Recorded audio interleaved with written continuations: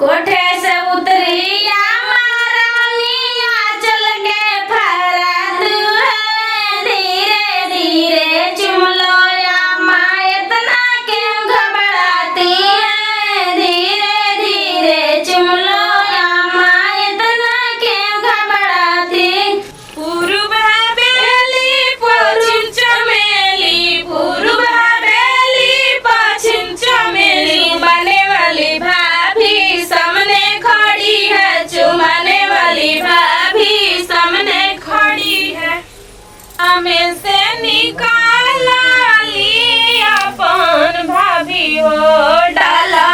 भराया छाता ले ले हो डाला भराया छाता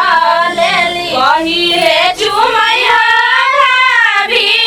अपन बाचियो पाछा ले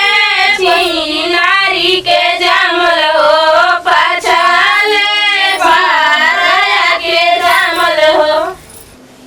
बासमती धनवा के चौरा होगे माई भाभी के चुमे जानी दिए गे माई भाभी के चुमे जानी दिए गे माई भाभी का भैया ले छुआइल बारी गे माई सब जगिया कैली भर भंडावा गे माई सब जतिया कैली भर भंडावा गे माई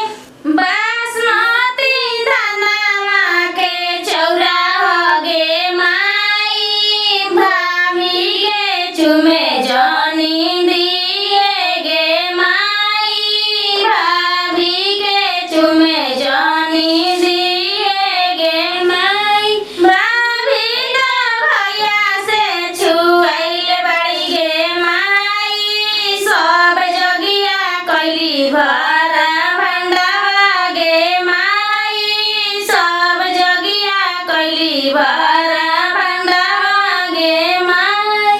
बुआ के चुमे जानी दिए गे माई सब जगिया कैली भर भंडावा गे माई सब जगिया कैली भर भंडावा गे माई